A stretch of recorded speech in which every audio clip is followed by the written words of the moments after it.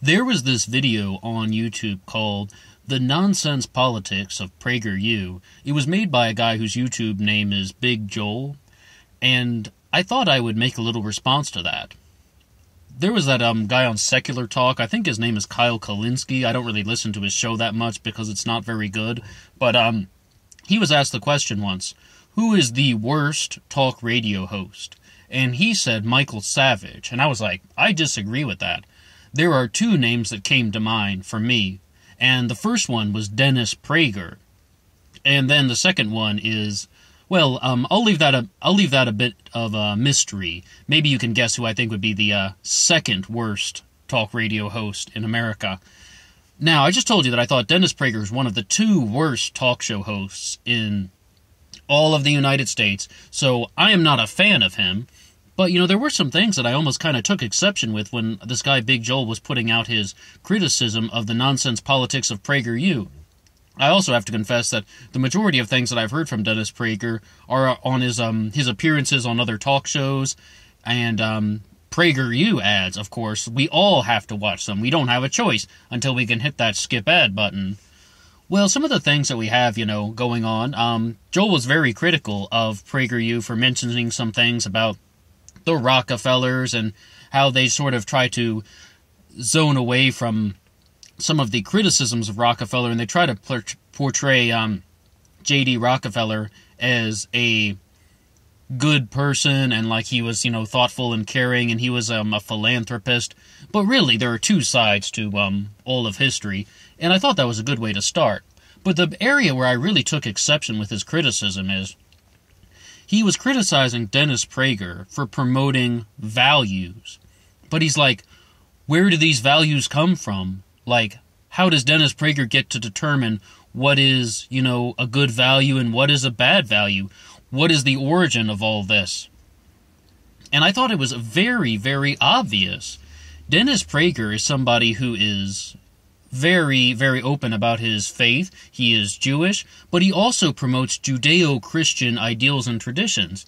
It's like he was the one who told Keith Ellison, the first Muslim in the U.S. Congress, to swear himself in on the Bible. He was like, you got a Jew telling a Muslim to swear himself in on the Christian Bible. He said because it's tradition. And it's like, that's how, a lot of people found out about Dennis Prager because of that. It was a little media frenzy for a little while, but then it, of course, faded out rather quickly. Some of the things about that, though, it's like, I don't think there's much of a mystery, though. Where do Dennis Prager's values come from? Well, they come from Judeo-Christian traditions. They come from Judaism and Christianity. And that's something that just he believes. I'm not Jewish and I'm not Christian. I'm not trying to defend anything on that end, but it's just like, there's no mystery. Where do Prager's values come from? Well, they come from, the things of the Judeo-Christian tradition. And then this guy Joel goes into things about Socrates and Plato, and like how Socrates is using the Socratic method and questioning, why this, why that, how do you get to this conclusion, how do you know this? So he's just sort of like, trying to use the Socratic method against Dennis Prager's Judeo-Christian values.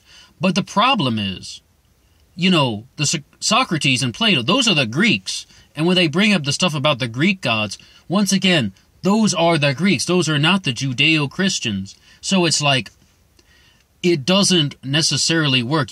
When you apply the Socratic method to Christianity or Judaism, it's like, those are things that are supposed to be accepted based on faith. It's not because you can answer whatever challenge question somebody throws at you.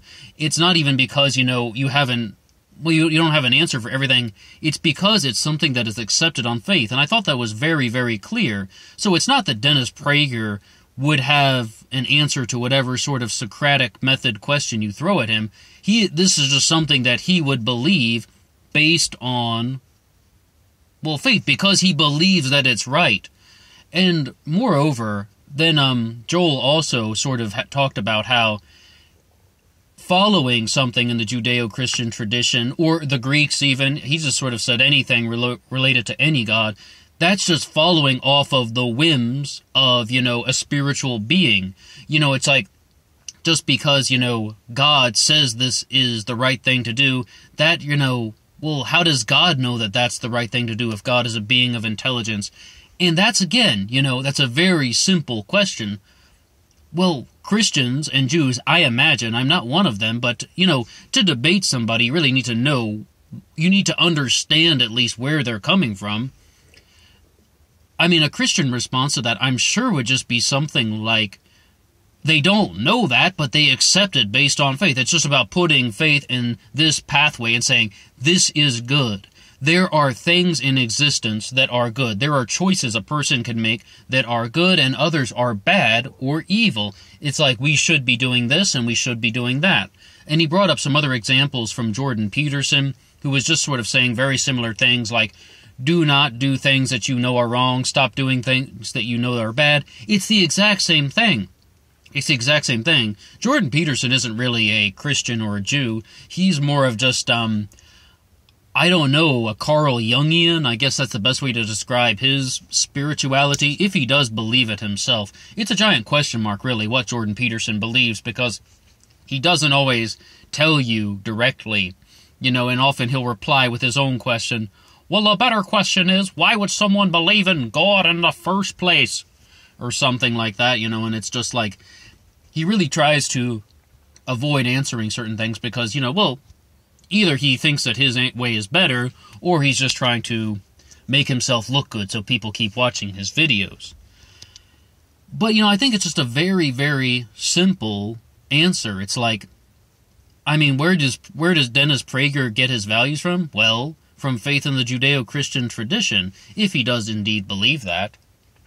Why I told you I thought Dennis Prager was one of the worst hosts on talk radio, well, it's like, because the short story is, Judaism and Christianity aren't for everyone. It's like, it's too extreme, and it's also too finite. I mean, it's just like things like, thou shalt not lie, thou shalt not kill.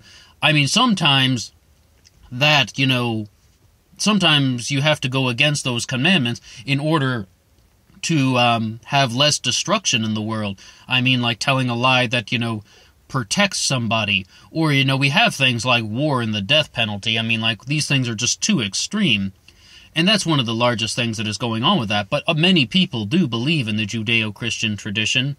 It doesn't mean that people like Dennis Prager should necessarily try and force other people onto it. That's why I said he was one of the, that's why I chose him as, the talk show host that I did not like the most.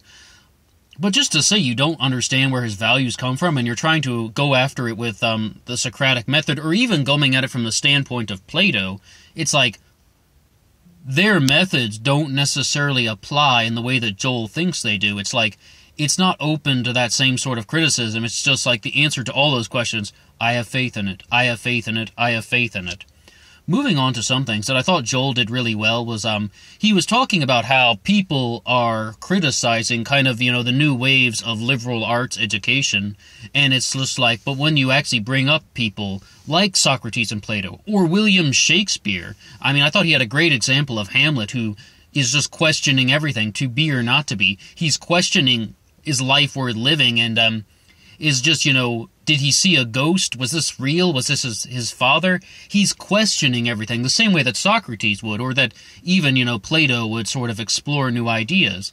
So I thought that was probably the single best part. So it's just like, you're saying that people need to learn more about the classics and learn more about writers like Shakespeare, but what they're doing in this contemporary age is the same sort of method. They're just questioning different things in a different way, which is exactly what many of the great writers, artists, and thinkers have done for ages.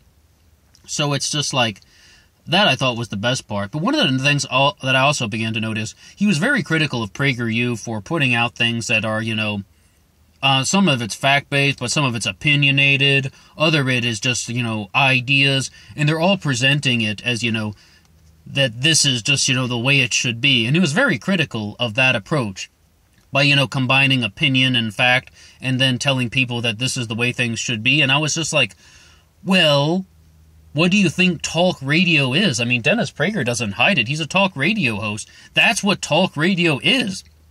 Almost all talk radio hosts, everybody from Rush Limbaugh to Tom Hartman are all about, saying, hey, this is how I see the world. These are some things that could be better. And yes, they bring in opinions, and yes, they also bring in commentary, and they don't cite their sources. That's a big thing about talk radio, because, yeah, sometimes they say, yeah, you got this thing here on this page, but they don't do it all the time, because it's commentary. They're commenting on life. So, I mean, once again, to debate somebody, you really got to know where they're coming from. And, I mean, all talk radio hosts do that. They provide a blend of their own ideas with, a variety of sources. And they also add in lots of opinion, lots of commentary.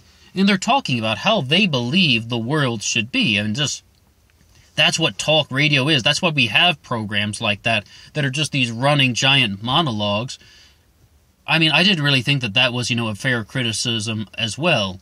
And this is coming from somebody that does not like Dennis Prager, and it just already told you that Judeo-Christian traditions are not for everyone. And, that's just, I think most people are somewhat aware of that, and many people in the world today are very aware that, there are just different ways to live, and if somebody has a different way of life than you, then you don't have to scorn them.